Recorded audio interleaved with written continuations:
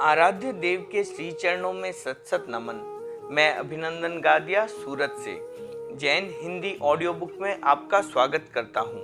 अगर आप इस चैनल पर नए हैं तो इसे सब्सक्राइब कर दीजिए और बेल आइकन प्रेस कर दीजिए, जिससे चैनल के नोटिफिकेशन आपको रेगुलर मिलते रहें। मेरा जीवन मेरा दर्शन, आत्मकथा भाग 4, आचार्य श्री तुलसी, संपादिका साध्वी प्रमुखा कनक प्रभा, प्रकाशक आदर्श साहित्य संघ, न्यू दिल्ली। कानपुर से कानपुर, 22 अप्रैल 1958 का प्रभात। उस दिन अक्षय तृतीया थी। हम कमला स्ट्रीट से चले और कानपुर के मुख्य मार्गों से होते हुए श्रद्धानंद पार्क पहुंचे। हम वहां पहली बार गए थे। जैन जैनेतर सभी लोगों में उत्सुकता थी।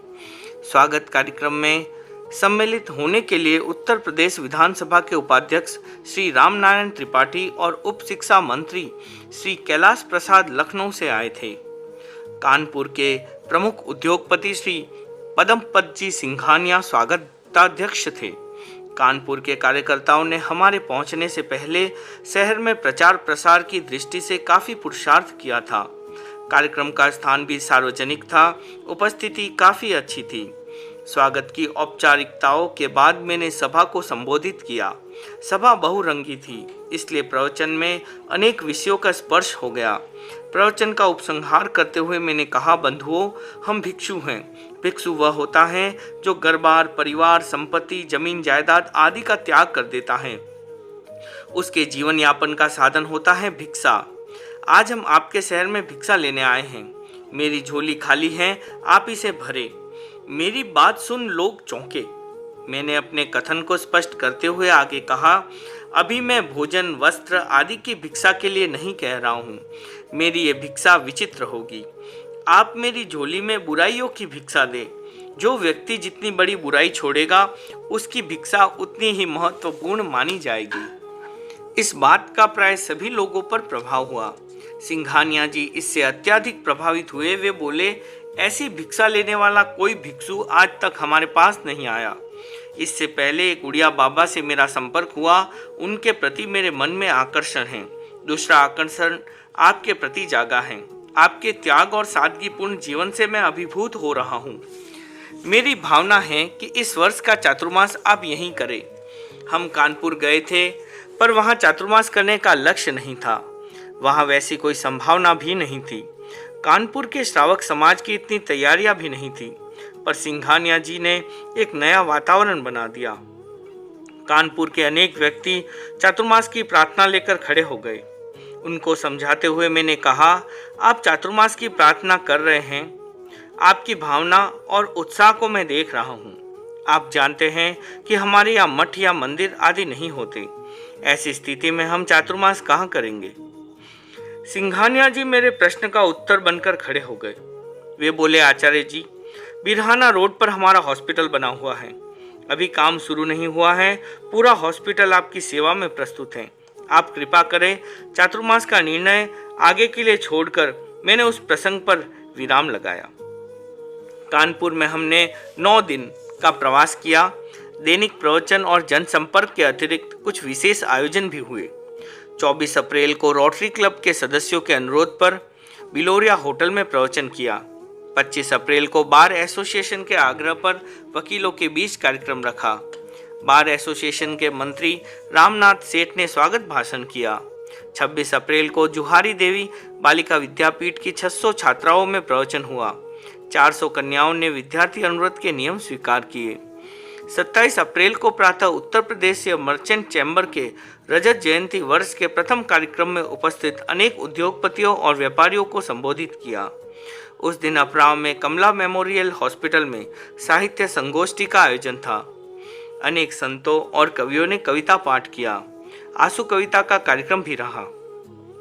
रात्रि का कार्यक्रम रामकृष्ण मिशन जवाहर नगर में था। शहर के संभ्रांत नागरिकों की विशेष सभा में अनुरोध पर अच्छी चर्चा चली।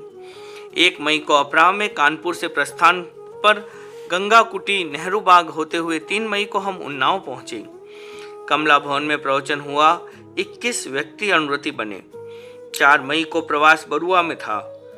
वहां 19 व्यक्ति अनुव्रती बने। 5 मई को लखनऊ जिले में प्रवेश किया। दिन में बनी और रात में बंथरा गांव में रहे।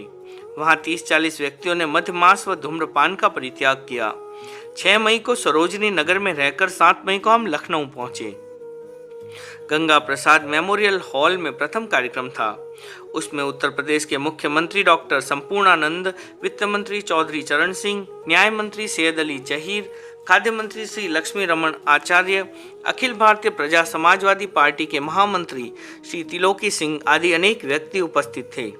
कुछ लोग हमसे परिचित थे, कुछ अपरिचित भी थे, किंतु अनुव्रत के साथ प्राय सब लोगों का परिचय था। मैंने अपने प्रवचन में अनुव्रत के सार्वभौम स्वरूप की व्याख्या की। उत्तर प्रदेश में अनुव्रत के व्यापक प्रसार हेतु वहां उत्तर प्रदेश से अनुव्रत समिति अच्छा काम कर रही थी। उसके संयोजक भंवरलाल जी सेठिया काफी सक्रिय थे।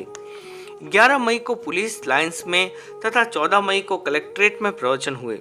28 राज्य अधिकारियों ने रिश्वत न लेने का संकल्प व्यक्त किया। 15 से 17 मई को लखनऊ में उत्तर प्रदेश से अनुव्रत सम्मेलन आयोजित था। सम्मेलन का उद्घाटन गंगा प्रसाद मेमोरियल हॉल में था और उद्घाटनकर्ता थे उत्तर प्रदेश विधानसभा के स्पीकर श्री A.G. खेर, कृषि और सहकारिता मंत्री श्री गौतम और नेपाल के पूर्व प्रधानमंत्री श्री मातृका प्रसाद कोइराला ने भी सम्मेलन में अपने विचार रखे। त्रिदिवसीय सम्मेलन में सैकड़ों कार्यकर्ताओं की सहभागिता थी। अनुव्रत कार्य को गति देने के लिए खुलकर चर्चा हुई। समापन समारोह में 22 व्यक्तियों ने अनुव्रत के लिए समय देने का संकल्प व्यक्त किया। प्राय सभी कार्यकर्ताओं में उत्साह, लगन और निष्ठा देखी गई। उनके प्रयत्न से उत्तर प्रदेश सरकार ने सर्कुलर प्रसारित कर अपने प्रदेश के सभी विद्यालयों में अनुव्रत के कार्यक्रम आयोजित कराने तथा विद्यार्थियों को अनुव्रत का महत्व समझाते हुए उनसे फॉर्म भराने के निर्देश दिए। लखनऊ में वहां के प्रसिद्ध साहित्यकारों, शिक्षाविदों, विचारकों आदि से कार्यकर्ता संपर्क कर रहे थे। उस क्रम में वे कामरेड यशपाल से मिले। उन्होंने कहा, आचार्य जी के आगमन की बात मैंने भी सुनी है। कार्यकर्ता बोले, आप उनसे मिले नहीं? अनुकूलता हो तो आप हमारे साथ चले। अनुव्रत और कार्यक्रमों का परिचय पाकर वे चलने के लिए उद्धत हो गए। फिर कुछ सोचकर उन्होंने कहा, आप मुझे यशपाल जैन समझकर तो आचार्य जी के पास नहीं ले जा रहे हैं। मैं जैन नहीं हूँ, मैं धर्म कर्म को नहीं मानता। कार्यकर्ता बोले, हम आपको जैन समझकर नहीं, कामरेड यशपाल समझकर ही चलने के लिए कह रहे हैं। यशपाल जी आए और आते ही बोले, आचार्य जी, आपका और मेरा क्या संबंध हो सकता है? आप धर्म के व्यक्ति हैं और मैं धर्म का विरोधी हूँ। उनकी बात सुन मैंने कहा, यशपाल जी, आप जैसे प्रबुद्ध व्यक्ति ऐसी बात कर रहे हैं, इससे लोग भ्रांत होते हैं। वे बोले, धर्म के नाम पर हिंसा और पाखंड का बोलबाला है। साधु सन्यासी भोली जनता को ठग रहे हैं। ये सब क्या है? मैंने उनको धर्म और मजहब के बारे में विस्तार से बताया। उपासना धर्म और आचार धर्म की चर्चा के प्रसंग में अनुव्रत की बात आ गई। अनुव्रत के नियम बताते हुए मैंने कहा, यशपाल जी, आप सदाचार, प्रेम और सत्य को मानते हैं या नहीं? वे बोले, इन तत्वों को कैसे नहीं मानूंगा। मैंने कहा, सही अर्थ में धर्म का स्वरूप यही है। बात बात में वे बोले, मैं जैन धर्म पढ़ना चाहता हूँ। मैंने चुटकी लेते हुए कहा, जो व्यक्ति धर्म की सत्ता ही न स्वीकार करे वह धर्म का जिज्ञासु कैसे हो सकता है? इस पर वे बोले, मुझे धर्मों के बारे में जितनी जानकारी है उसके आधार पर कह सकता हूँ कि जैन धर्म सबसे अधिक वैज्ञानिक है। मैंने बहुत चेष्टा की पर मुझे कोई पढ़ाने वाला मिला नहीं। मैंने कहा, आपको पढ़ाने वाला नहीं मिला और हमें आप जैसा पढ़ने वाला नहीं मिला। मधुरता के साथ बातचीत चली। यशपाल जी आए। उस समय उनकी धारणा भिन्न थी। बातचीत करने के बाद उनकी धारणा बदली। उन्होंने अनुव्रत अभियान को बहुत पसंद किया। उनका हमारे साथ सहज संबंध जुड़ गया। प्रसिद्ध साहित्यकार भगवती चरण वर्मा मिले।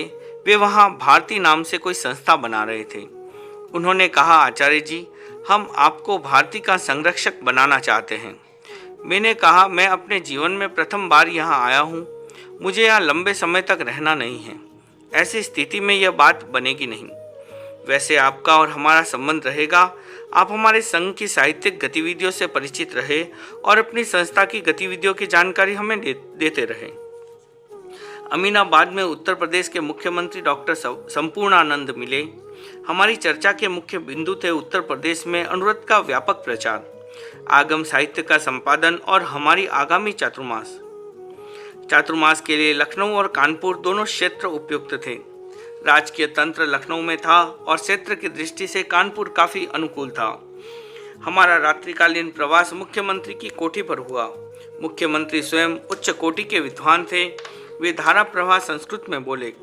अनेक विषयों पर वार्तालाप हुआ। अहियागंज में हमें ठहरने के लिए जो स्थान मिला वह विलक्षण था। मकान से बाहर गर्म लुएं चल रही थी, पर भीतर बहुत ठंड थी। ऐसा लगता था मानो कोई वातानुकूलित भवन हो। वहाँ हमने सन 1958 का चातुर्मास कानपुर घोषित कर दिया। वहाँ से 31 मई को हम सीतापुर गए।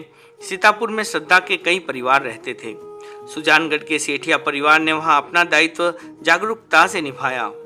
गर्मी का समय और उत्तर प्रदेश की लुएं, फिर भी हमारा यात्रा पथ अच्छा था। राजपथ के दोनों ओर सघन वृक्ष होने से धूप और लुओं से बचाव हो रहा था। सीतापुर में हम कुछ दिन रहे। एक प्रवचन लाल बाग में अशोक वृक्ष के नीचे हुआ। वहां बैठने का स्थान कम होने से हमारे साथ 4 ही साधु रह सके। सीतापुर के विहार करने से पहले वहां साध्वी भत्तू जी का चातुर्मास घोषित किया। जून की भयंकर गर्मी में हमने सीतापुर से कानपुर की ओर विहार किया। छोटे छोटे गांवों का स्पर्श करते हुए हम पुनः लखनऊ आए। वहां से 21 जून को चले। रास्ते में गोमती नदी के तट पर बने आश्रम में कुछ समय ठहरे। स्वामी नारंदानंद जी सरस्वती से मिले। संक्षिप्त प्रवचन कर आगे सिविल इंजीनियरिंग कॉलेज में ठहरे। वहां भारत सेवक समाज द्वारा आयोजित कार्यकर्ता प्रशिक्षण शिविर चल रहा था। मध्याह्न में शिविर में संभागी कार्यकर्ताओं को प्रेरणा दी। सीतापुर में साध्वियों का चातुर्मास घोषित हो गया। उससे पहले कलकत्ता में चातुर्मास की दृष्टि से साध्वी राजीमती को विहार करा दिया। कलकत्ता के लिए साधु साध्वियों को भेजने का वह प्रथम अवसर था। वहाँ साधुओं को भेजा जा सकता था, पर साध्वियों का उत्साह देख मैंने उन्हें मौका दिया।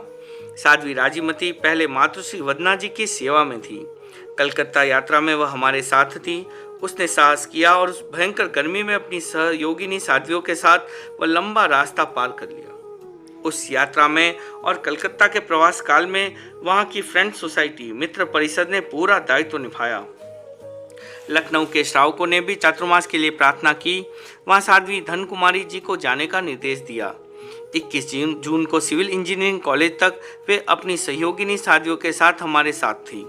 साध्वी धन कुमारी जी और साध्वी केसर जी उसी दिन पुनः लखनऊ चली गई। साध्वी हरकंवर जी और कनकश्री जी दोनों संसार पक्ष में बहने की इच्छा थी कि वे साध्वी प्रमुखा लाडा जी के दर्शन करने आगे गौरीनगर चली जाए। मैंने उनसे कहा, गर्मी का समय है, मध्याह्न में लंबा विहार करना स्वास्थ्य के लिए अनुकूल नहीं होगा।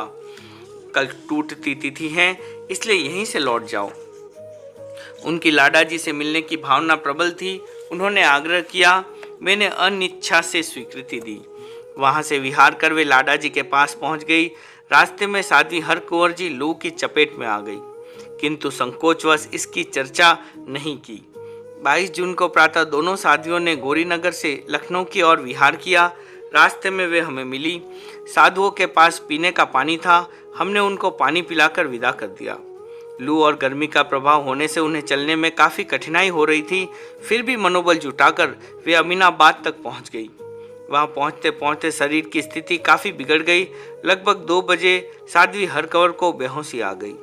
उधर डालीगंज से साध्वी धन कुमारी जी भी वहां पहुंच गई। 4 बजे तक किए गए सारे उपचार व्यर्थ रहे। साध्वी हरकंवर जी की जीवन यात्रा संपन्न हो गई। उस समय उनकी अवस्था मात्र 25 वर्ष की थी। 14 वर्ष की उम्र में उन्होंने संयम जीवन स्वीकार किया। 11 वर्षों तक संयम साधना और अच्छी ज्ञान आराधना कर उत्तर प्रदेश की यात्रा में वह शहीद हो गई। उस अवसर पर मैंने एक दोहा कहा, यूपी यात्रा में सफल जीवन यात्रा साध। यूपी यात्रा में सफल जीवन यात्रा साध। हर कुंवरी सुरपुर गमन अमन अमीनाबाद। हमारे निर्देशानुसार साध्वी धन कुमारी जी अपनी दोनों सहयोगिनी साध्वियों के साथ हमारे पास आ गई।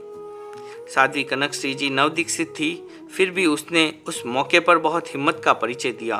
उस वर्ष लखनऊ चातुर्मास नहीं हो सका। उत्तर प्रदेश की गर्मी के बारे में हमने बहुत कुछ सुना था। पर हमारा चिंतन था कि वहाँ राजस्थान से अधिक भयावह गर्मी नहीं होगी, किंतु हमारा चिंतन सही नहीं निकला। वहाँ सूर्यास्त होते ही हवा बंद होती व रात भर कायोत्सर्ग में रहती। ऐसा प्रतीत होता मानो हवा को किसी डब्बे में बंद कर दिया गया। राजस्थान में प्राय रात ढलने के बाद वायुमंडल में नैसर्गिक ठंड हो जाती, पर उत्तर प्रदेश में पूरी रात हवा नहीं चलती। रास्ते में स्थान की अनुकूलता भी कम रहती। आगरा से कानपुर तक प्राय यही स्थिति रही। कानपुर से आगे लखनऊ, सीतापुर और वहां से पुनः कानपुर पहुंचे। उस अवधि में गर्मी का प्रकोप बहुत अधिक रहा। साध्वी लाडा जी को बहुत वर्षों से धूप लगती थी। उन्हें यात्रा में काफ़ी कठिनाई रही। मुनि जसकरण जी और मिलापचंद जी हमारे साथ थे, उन पर भी गर्मी का असर हो गया। 23 जून को हमारा रात्रिकालीन प्रवास सोनिक नहर कोठी में था। उस रात दोनों मुनि मरणासन स्थिति में पहुंच गए। मैं बीच के कमरे में था। इधर उधर के दोनों कमरों में मुनि थे। मैंने मुनि जसकरण जी को दर्शन देने गया तो उन्होंने कहा, आप मिलापचंद का ध्यान रखना। मुनि मिलापचंद जी को दर्शन दिए तो वे बोले, गुरुदेव आप जसकरण जी स्वामी का ध्यान रखना। उस समय मुझे आचार्य भिक्षु के युग की स्मृति हो आई। मुनि खेतसी जी एक रात अस्वस्थ हो गए तो उन्होंने कहा, स्वामी जी आप रूपा जी मुनि खेतसी जी की संसार पक्ष बहन का ध्यान रखना। दोनों मुनियों की गंभीर हालत देख मैंने एक प्रयोग करना चाहा। संतों से एक धागा मंगवाकर मंत्रित किया और उसे संतों को देते हुए कहा, इसे मिलाप के हाथ पर बांध दो। उसके बाद मैंने जाप करना शुरू किया। कुछ समय बाद दोनों मुनियों की स्थिति में सुधार हो गया। उनकी अस्वस्थता को लेकर पैदा हुई चिंता दूर हो गई। 26 जून को प्रातः एक विशाल जुलूस के साथ हमने चातुर्मासिक प्रवास के लिए कानपुर में प्रवेश किया। वीरहाना रोड स्थित श्री कमलापत मेमोरियल हॉस्पिटल हमारा प्रवास स्थल था। हॉस्पिटल के 2 बड़े बड़े हॉल हमें उपलब्ध थे। मैंने अपने प्रथम प्रवचन में उत्तर प्रदेश यात्रा का उद्देश्य स्पष्ट करते हुए यात्रा काल के कुछ संस्मरण सुनाए। उस यात्रा में बनारस के एक भाई ने पूछा था, क्या अनुव्रत आंदोलन जैन धर्म की पृष्ठभूमि नहीं है? मैंने कहा, यह जैन धर्म की नहीं, धर्म की पृष्ठभूमि है, नैतिकता और चरित्र निर्माण की पृष्ठभूमि है। अनुव्रत आपको नहीं बताता कि महावीर, बुद्ध, राम या कृष्ण कहाँ हुए और उन्होंने क्या किया।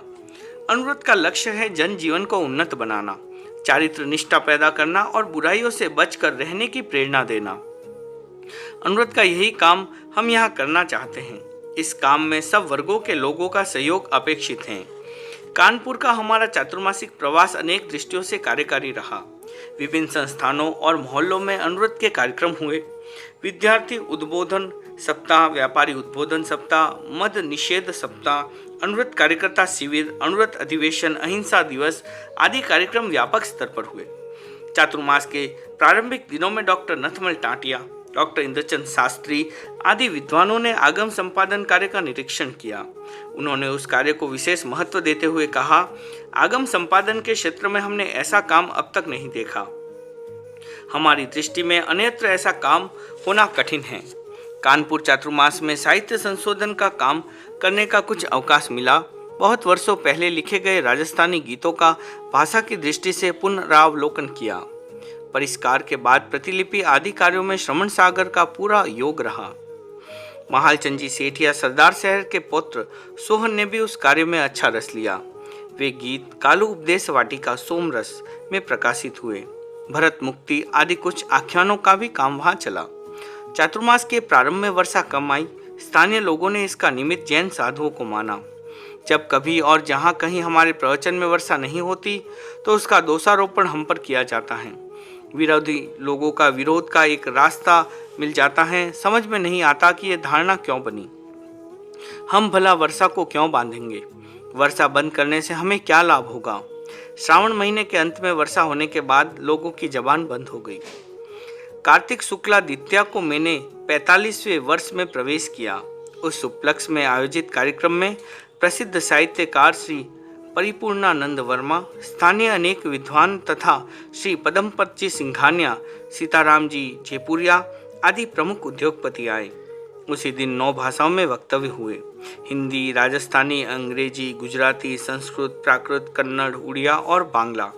इन 9 भाषाओं में साधु साध्वियों और श्रावक श्राविकाओं ने अपने विचार व्यक्त किए।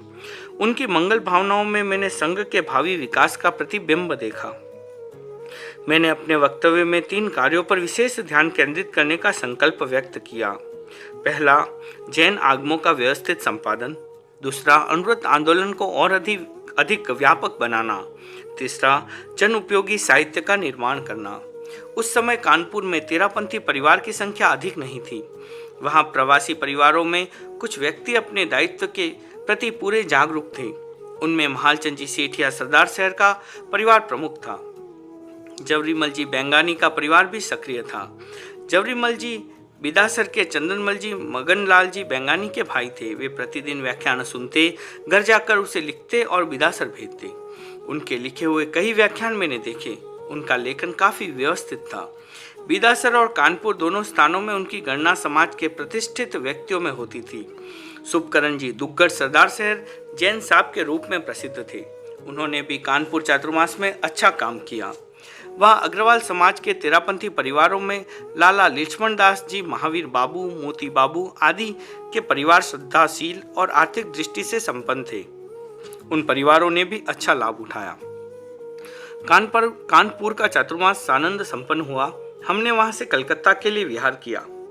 कानपुर से कलकत्ता तक यात्रा में लंबे समय तक उपासना के लिए श्री हनुमतमल जी सुराना चूरू कलकत्ता से आए। उनके अनुज हिम्मतमल जी सुराना भी साथ थे। कानपुर से विहार करते समय वे जुलूस के पीछे चलते हुए फोटो ले रहे थे। अचानक हृदय गति बंद हुई और वे रास्ते में ही गिर पड़े। उनके असामयिक निधन से हनुमतमल जी को वापस जाना पड़ा। यात्रा में उपासना करने की उनकी भावना पूरी न हो सकी। व्यक्ति अपने मन में बहुत सपने संजोता है, पर सब सपने साकार नहीं हो पाते। अनुव्रत और आदर्श साहित्य संघ के कार्य में सुराना जी हार्दिक भाव से जुड़े हुए थे। उन दोनों क्षेत्रों में उनके योग को कभी विस्मृत नहीं किया जा सकता।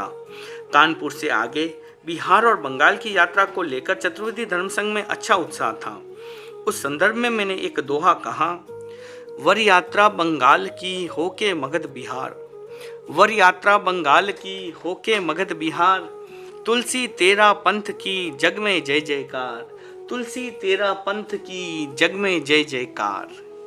प्रयाग और काशी में 27 नवंबर 1958 1958 का मध्याह्न कमलापत मेमोरियल हॉस्पिटल में चातुर्मासिक प्रवास की संपन्नता कर हमने वहां से प्रस्थान किया। नायगंज, कलेक्टरगंज, घंटाघर और माहेश्वरी जूट मिल होते हुए हम जीटी रोड पर पहुंचे। उसी रोड से हमें प्रयाग, वाराणसी आदि शहरों का स्पर्श करते हुए कलकत्ता जाना था।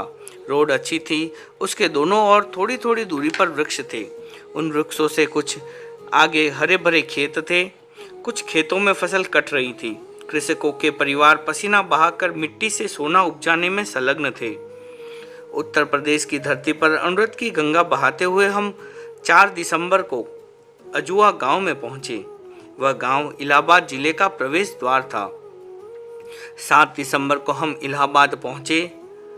खुसरो बाग फाटक के पास जीटी रोड पर शहर वासियों ने स्वागत किया। स्वागत समारोह का कार्यक्रम स्वरूप रानी पार्क में था। राजश्री पुरुषोत्तम दास टंडन, जैन पंडित डॉक्टर महेंद्र कुमार न्यायाचार्य, श्री नारायण प्रसाद अस्थाना एडवोकेट, श्री शंकर दयाल श्रीवास्तव आदि शहर के प्रतिष्ठित लोग उपस्थित थे।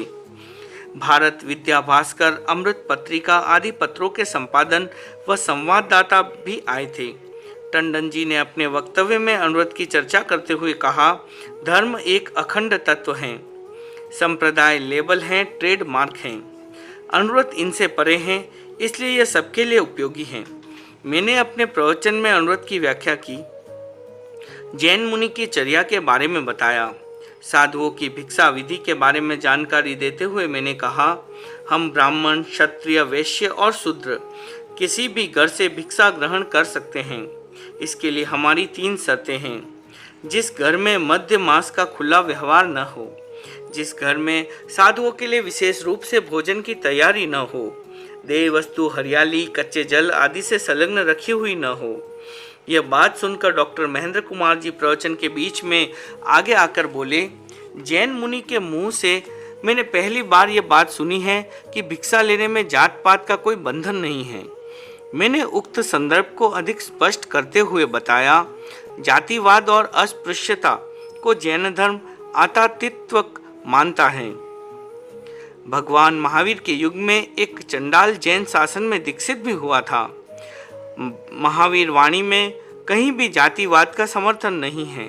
भिक्षा विधि के बारे में मैंने यह भी कहा था कि साधु के लिए अतिरिक्त तैयारी नहीं करनी होती। उसी प्रकार साधु को भिक्षा देने के बाद नए सिरे से कुछ बनाकर पूर्ति भी नहीं की जा सकती। घर में सहज रूप से जो कुछ बना हो, अपना संकोच करके ही उसका हिस्सा साधु को दिया जा सकता है। कार्यक्रम संपन्न हुआ। टंडन जी निकट आकर बोले, आचार्य जी, मेरे घर साधुओं को भिक्षा के लिए भेजना। उनकी प्रार्थना हमने स्वीकार कर ली। पंडित हनुमान प्रसाद जी प्रवचन सुनकर बहुत प्रभावित हुए। वे उस समय रिसर्च कर रहे थे। अपनी समस्या प्रस्तुत करते हुए उन्होंने कहा, आचार्य जी, सेठ लोग हम जैसे पंडितों से काम कराते हैं पर काम की महत्ता को नहीं समझते। वे केवल गणित की भाषा समझते हैं। वे पूछते रहते हैं कि हमने कितने पुष्ट लिखे। कभी कभी विषय इतना जटिल होता है कि पूरे दिन में एक पुष्ट भी नहीं लिखा जाता। उस स्थिति में सेठ लोग यह अनुभव करते हैं कि हमारी काम की गति मंद है। पंडित जी की बात यथार्थ से परे नहीं थी। आगम संपादन का कार्य में हमने इस समस्या का अनुभव किया है। कभी कभी तो एक दो शब्द की मीमांसा में कई दिन लग जाते हैं। रिसर्च की दुर्लभता सब लोग नहीं समझ सकते। स्वरूप रानी पार्क से हम लोग जैन धर्मशाला में गए। साधु साध्वियों ने भिक्षा की, आहार किया। लगभग 2 बजे हम निवृत्त हुए। उस समय टंडन जी की प्रार्थना याद आई। संतों से पूछताछ की तो पता चला कि उनके घर कोई नहीं गया। हमने सोचा अब तक तो सब लोग भोजन कर चुके होंगे। फिर भी सोचा कि हमने उनकी प्रार्थना स्वीकार की थी, इसलिए संतों को भेजना चाहिए। संतों को निर्देश दे उससे पहले ही मन में विचार आया कि प्रमाद का प्रायश्चित करने के लिए मुझे स्वयं वहां जाना चाहिए। मैंने मुनि चंपालाल जी से कहा, प्राय सब साधु तैयार होकर आ गए। हम टंडन जी के घर पहुंचे। टंडन जी प्रतीक्षा कर रहे थे। मैंने कहा, टंडन जी, आपने भिक्षा के लिए अनुरोध किया था पर हम भूल गए। अब तो आप खाना खा चुके होंगे। टंडन जी बोले, आचार्य जी, हम खाना कैसे खा लेते? आपने प्रवचन में कहा था कि जैन साधुओं के लिए अतिरिक्त भोजन नहीं बनाना है, अपने लिए बने हुए भोजन में से कुछ हिस्सा देना है। यदि हम भोजन कर लेते तो आपको क्या देते? अभी तक किसी ने भोजन नहीं किया। मैंने संतों से कहा, पीढ़ियों के श्रावक हमारी भिक्षा विधि के बारे में जितना नहीं समझते होंगे उतना इन्होंने थोड़े से संपर्क में जान लिया है। हमने उनके घर से भिक्षा में थोड़ी थोड़ी चीजें ली। पूरे परिवार को बहुत प्रसन्नता हुई। जैन साधुओं को भिक्षा देने का उनका पहला मौका था। टंडन जी के नाम के साथ जुड़ा राजश्री शब्द हमें बहुत सार्थक प्रतीत हुआ। एक ऋषि जैसा सादा जीवन, सात्विक विचार, संस्कृत का अच्छा ज्ञान और संस्कृति के प्रति अपार प्रेम। उनके साथ लगभग 1 घंटे तक वार्तालाप हुआ। हमारे साथ पारमार्थिक शिक्षण संस्था की मुमुक्षु बहनें भी थी। अनुव्रत की चर्चा के प्रसंग में उन्होंने एक गीत सुनाया। अनुव्रत है सोया संसार जगाने के लिए। बहनों के उच्चारण ने लिए को लिए कर दिया। हस्वलिपि का उन्होंने दीर्घ उच्चारण किया। टंडन जी ने बहनों का ध्यान आकर्षित कर उन्हें बताया कि हिंदी भाषा में लिए उच्चारण अशुद्ध हैं। बहनों ने उनके प्रति कृतज्ञता ज्ञापित की और अपना उच्चारण ठीक किया। टंडन जी के संस्कृत प्रेम को देखकर हमने उनको शांत सुधारस का 8वां गीत गाकर सुनाया। वार्तालाप संपन्न कर हम लौटने की तैयारी में थे। उस समय टंडन जी ने सफ़ेद खादी का थान मंगाया और कहा, आचार्य जी, मैंने आपको वस्त्र का दान भी देना चाहता हूँ। यह 40 गज का थान मेरे कुर्ता धोती बनाने के लिए आया है, आपके लिए नहीं मंगाया, सहज आया हुआ है। इसे ग्रहण कर आप मुझे अनुग्रहित करें। उनकी भावना देखकर मैंने कहा, टंडन जी, हम अधिक वस्त्र नहीं रख सकते। अभी इतने कपड़े की जरूरत नहीं है। आप 2 गज खादी हमें दे सकते हैं। टंडन जी बोले, अभी जरूरत नहीं है तो क्या हुआ, भविष्य में काम आएगी। आप पूरी खादी ले लीजिए। मैंने कहा, हमें अपना सारा सामान कंधों पर उठाकर चलना होता है। इतना कपड़ा लेकर चलने में कठिनाई होगी। टंडन जी का आग्रह रहा कि वे पूरा वस्त्र देंगे। हम उसका थोड़ा सा हिस्सा लेना चाहते थे। हमने उनको समझाने का बहुत प्रयास किया पर नहीं समझा पाए। वे बोले, इस बार मैं अपने लिए एक भी कुर्ता नहीं बनवाऊंगा। यह पूरा धान आपको ही दूंगा। हमें उतने कपड़े की अपेक्षा नहीं थी और कपड़ा अपेक्षाकृत मोटा भी था। फिर भी टंडन जी का आग्रह भरा अनुरोध टाला नहीं जा सका। हमने उनके हाथ से पूरा धान लिया और उसकी किनारी फाड़कर उन्हें लौटाई। 8 दिसंबर के प्रातः हम प्रयाग को तीर्थ स्थल की प्रतिष्ठा देने वाले स्थल त्रिवेणी संगम पर गए। गंगा, यमुना और सरस्वती भारत की प्रसिद्ध 3 नदियों का वहां संगम होता है। गंगा और यमुना अपनी स्वतंत्र पहचान के साथ बह रही थी। सरस्वती की धारा अत्यंत विरल थी। वहां के लोगों ने बताया कि वह कभी कभी दिखाई देती है। उस दिन उसकी पतली सी धारा दिखाई दी। वहां उपस्थित जनसमूह को संबोधित करते हुए मैंने कहा, देश भर के लोग प्रयाग को तीर्थराज मानकर त्रिवेणी संगम पर स्नान करने आते हैं, किंतु प्रयाग में रहने वाले लोग कुएं का पानी निकालकर स्नान करते हैं। संस्कृत का एक प्रसिद्ध श्लोक इस तथ्य को उजागर करता है, जिस वस्तु से अति संपर्क हो अथवा जो सुलभ हो, वह विशिष्ट होने पर भी उपेक्षा और अवज्ञा की पात्र बन जाती है। यह स्थिति अति परिचय के कारण बनती है। प्रयाग के लोगों का कूप स्नान अति परिचय से उपजी उपेक्षा के अतिरिक्त और क्या है। एक समय था, भारत में गंगा नदी का अत्यधिक महत्व था। गंगा जल को पवित्र माना जाता था। बहुत लोग अपने अपने घरों में गंगा जल की शीशियां भरकर रखते थे, किंतु आज गंगा स्वयं कितनी प्रदूषित हो रही है। मनुष्य की असीमित महत्वाकांक्षाओं और असंयम ने प्रकृति का अति मात्रा में दोहन ही किया है, उसे प्रदूषित भी कर दिया है। हवा और पानी के बढ़ते हुए प्रदूषण ने आज जीव जातियों के जीवन को ही खतरे में डाल दिया है। अलग अलग रंगों में बहते हुए गंगा और यमुना के जल और इंगित करते हुए मैंने आगे कहा, यह संगम स्थल मनुष्य को समन्वय की प्रेरणा देता है। भौतिकता और आध्यात्मिकता, नास्तिकता और आस्तिकता, साम्यवाद और साम्राज्यवाद आदि विचारधाराएं अलग अलग होकर भी एक साथ क्यों नहीं रह सकती? समन्वय का मार्ग क्यों नहीं ले सकती?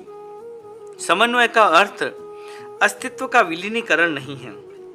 अपनी अपनी मौलिकता की सुरक्षा के साथ विभिन्न मुद्दों पर आपसी सहमति से काम किया जाए तो अनेकता में एकता स्थापित हो सकती है। 8 दिसंबर को रात्रिकालीन कार्यक्रम निरंजन टॉकीज में, 9 को प्रातः नैनी विद्यापीठ में और रात्रि में हिंदी साहित्य सम्मेलन भवन में हुआ।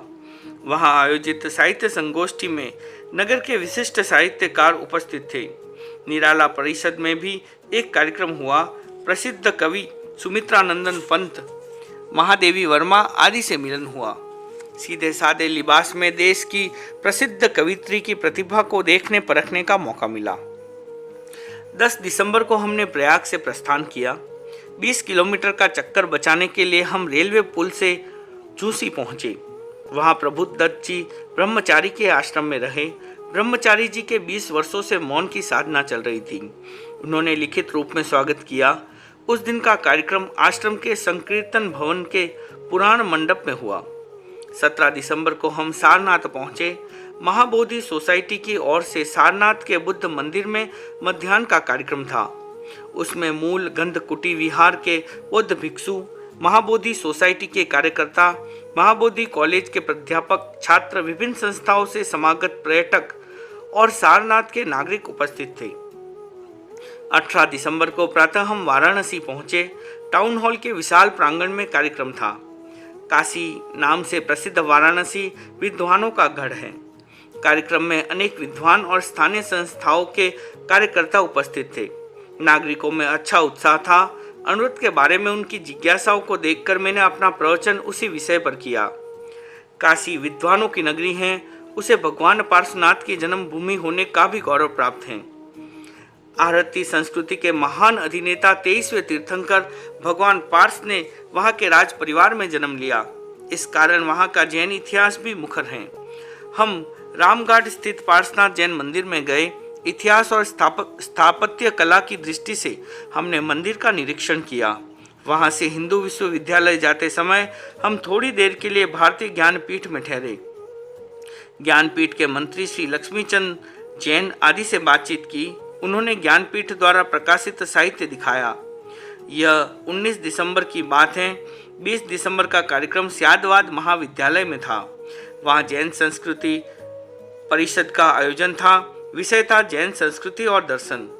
उस दिन के प्रमुख वक्ता थे मुनि नथमल जी, हिंदू विश्वविद्यालय के प्राध्यापक डॉक्टर महेंद्र कुमार न्यायाचार्य और स्यादवाद महाविद्यालय के प्रिंसिपल पंडित कैलाश चंद्र शास्त्री।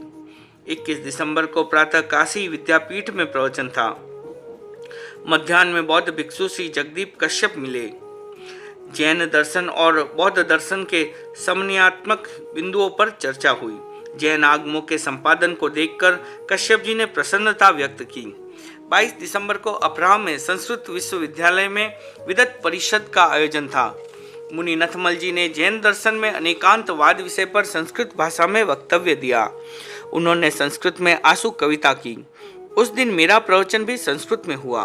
विद्वानों और विद्यार्थियों में प्रसन्नता और विस्मय के भाव देखे गए। लगभग आधा घंटा तक प्रश्नोत्तर का कार्यक्रम चला। कुछ प्रश्नों का संबंध स्यादवाद से था।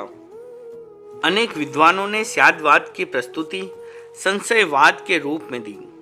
हमने उसका यथार्थ स्वरूप समझाने का प्रयास किया। गंभीर चर्चा चली। विद्वान विवाद के मूड में थे। हमारा समय संपन्न हो रहा था। वार्ता को बीच में स्थगित कर देते तो वे कह सकते थे कि हम अपना पक्ष सिद्ध नहीं कर सके। इससे भी बड़ी बात यह थी कि स्यादवाद के बारे में उनका दृष्टिकोण स्पष्ट हो नहीं पाता। मैंने कहा, नथमल जी, जब तक हम अपना मंतव्य यौक्तिक ढंग से प्रमाणित न कर दें तब तक यहाँ से जाना नहीं है। सूर्यास्त होने वाला था। रात्रिकालीन प्रवास की व्यवस्था दूसरे स्थान पर थी। वहाँ जाने से वार्ता अधूरी रह जाती। विश्वविद्यालय के अधिकारियों से पूछताछ की। उन्होंने कहा, रात को आप यहाँ रह सकते हैं। हमने वहीं रहने का निर्णय कर लिया। एक बार कार्यक्रम संपन्न कर दिया। प्रतिक्रमण और प्रार्थना के बाद वहाँ चर्चा का दूसरा दौर शुरू हुआ। संस्कृत भाषा गंभीर विषय पर प्रस्तुति का तरीका सरस। लंबी चर्चा के बाद विद्वानों ने स्यादवाद के महत्व को स्वीकार किया। हमारी चर्चा में जय पराजय की भावना नहीं थी। तत्वबोध का लक्ष्य प्रमुख था, इसलिए सबको आनंद की अनुभूति हुई। रात को सोने के लिए हमें बड़े बड़े कमरे उपलब्ध हुए। सर्दी का मौसम था। शहर से दूर एकांत स्थान था। रात्रि में सर्दी का परिसर रहा। ठंड को सहन करने पर भी मन में संतोष था। साधु जीवन में अनुकूलताएं और प्रतिकूलताएं आती रहती हैं। यात्रा में कई स्थानों पर सर्दी का कष्ट रहता है, पर वाराणसी की वह रात हमें याद रहेगी। वाराणसी के अन्य कार्यक्रमों में पार्श्वनाथ विद्याश्रम, नागरी प्रचारिणी सभा, शहर मंदिर, बिरला मंदिर, टाउन हॉल आदि में आयोजित कार्यक्रम उल्लेखनीय हैं। वहाँ हिंदी के प्रमुख साहित्य सेवी डॉक्टर हजारी प्रसाद द्विवेदी, डॉक्टर भगवत शरण उपाध्याय, राजा श्री प्रियानंद प्रसाद सिंह आदि अनेक व्यक्ति संपर्क में आए। राजा साहब के विशेष अनुरोध पर हम उनके घर भी गए। काशी का प्रवास संपन्न कर हमने 25 दिसंबर को वहां से पटना की दिशा में प्रस्थान किया। हमारा पहला पड़ाव चिराई विकास खंड में था। वहां से मध्याह्न में चलकर हम चंद्रावती गए। 8वें तीर्थंकर चंद्र प्रभु की जन्मस्थली में रात्रि प्रवास कर उत्तर प्रदेश के छोटे छोटे गांवों में अनुव्रत का उद्घोष करते हुए हम 28 दिसंबर को गाजीपुर पहुंचे। 30 दिसंबर को पौष कृष्णा पंचमी होने से सहज ही मेरा दीक्षा दिवस आ गया। उस दिन गंगा के कच्चे पुल को पार करके हमने बिहार में प्रवेश किया।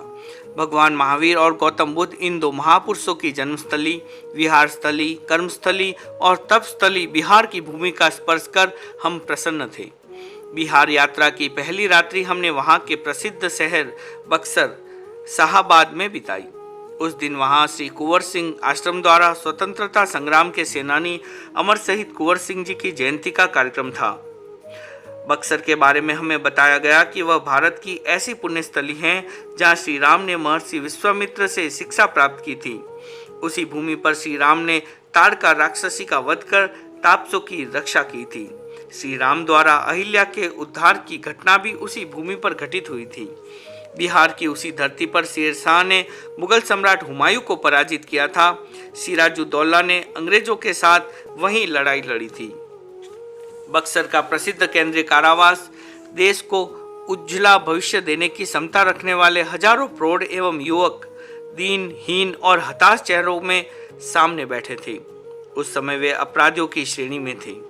चोरी, डाका, हत्या आदि अनेक अभियोग उन पर थे।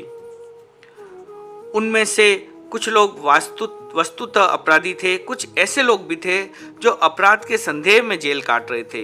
कुछ लोगों ने अपने अपराध स्वीकार किए थे, उनके मन में अपने प्रति ग्लानि के भाव थे। कुछ व्यक्ति ऐसे भी थे जो अपराधी होने पर भी पुष्ट साक्षी के अभाव में आरोपी मात्र थे।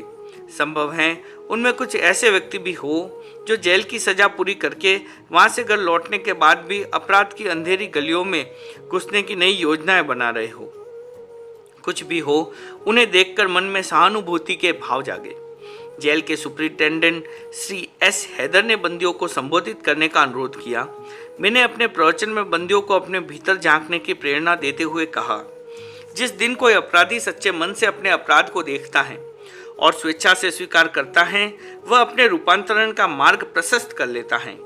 जेल की सजा भोगने के बाद दूसरी बार अपराधों को न दोहराने का संकल्प बंदियों में जीवन के प्रति नया दृष्टिकोण और आत्मविश्वास पैदा कर सकता है। बंदियों को उद्बोधन देकर मैंने जेल के अधिकारियों की ओर संकेत करते हुए कहा, सच्चा अधिकारी वह है जिसने अपने जीवन में कभी अपराध नहीं किया। वहीं दूसरों को दंड देने का अधिकारी है। रिश्वत लेने वाले, अधिकारों का दुरुपयोग करने वाले, पक्षपात करने वाले अधिकारी भी अपना निरीक्षण करें।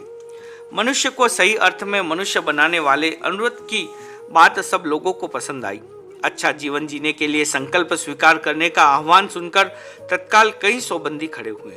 उन्होंने 3 संकल्प स्वीकार किए। वे निरपराध प्राणी की हत्या नहीं करेंगे, वे मद्यपान नहीं करेंगे, वे चोरी डकैती जैसे काम नहीं करेंगे। रात्रि में केंद्रीय उप वित्त मंत्री श्री बलिराम भगत ने दर्शन किए। वार्तालाप के दौरान श्री भगत ने कहा, प्रशासनिक व्यवस्था में जब तक चरित्रनिष्ठ व्यक्ति नहीं होंगे तब तक देश का सच्चा निर्माण नहीं होगा। इसके लिए अनुव्रत आंदोलन का प्रचार जरूरी है, क्योंकि चरित्र निर्माण का काम कानून से नहीं हृदय परिवर्तन से होगा। सन 1959 का नया दिन हमने बिहार के छोटे छोटे गांवों में बिताया। प्रातः हम चुरामपुर में थे, रास्ते में भोजपुर के लोगों को उपदेश सुनाया। मध्याह्न में ढकचाई में विश्राम किया। रात्रिकालीन प्रवास उन्वा में हुआ। वहां बिहार के सिंचाई मंत्री श्री दीप नारायण सिंह और विधानसभा के सदस्य श्री गिरीश तिवारी ने दर्शन किए। 2 जनवरी को हमने रानी सागर और अमराई नेवादा में प्रवास किया। 3 जनवरी को मध्याह्न में हम आरा पहुंचे। वहां HD जैन कॉलेज में रहे। कॉलेज के लगभग 4000 विद्यार्थी प्रवचन सुनने के लिए उत्सुक थे। शहर के लोग भी आ गए थे। कॉलेज के प्रिंसिपल भी। श्री परमहंस राय के प्राग वक्तव्य के बाद प्रवचन हुआ। उस दिन के प्रवचन में विशेष रूप से विद्यार्थियों को उद्बोधन दिया। रात्रिकालीन कार्यक्रम साहित्य संगोष्ठी के रूप में आयोजित थी। 4 जनवरी को प्रातः जैन सिद्धांत भवन में सार्वजनिक प्रवचन हुआ। मध्याह्न में शांतिनाथ मंदिर में प्रवचन था। आरा के प्राय सभी वर्गों के लोग उपस्थित थे। वहां के जैन गुरुकुल के बाहुबली श्री की 27 फुट ऊंची प्रतिमा का अवलोकन किया। हमारी यात्रा उस धरती पर हो रही थी जहां भगवान महावीर की वाणी के विकिरणों का प्रभाव था। किसी समय वहां का जनजीवन महावीरमय बन गया होगा, किंतु वर्तमान में महावीर के अनुयायियों की संख्या काफी कम थी। अनुव्रत के माध्यम से हम बिहार के उस क्षेत्र को पुनः महावीरमय बनाना चाहते थे। इस लक्ष्य के कारण ही हमें अपनी यात्रा में कल्पना से अधिक सफलता मिल रही थी। ओम अरहम।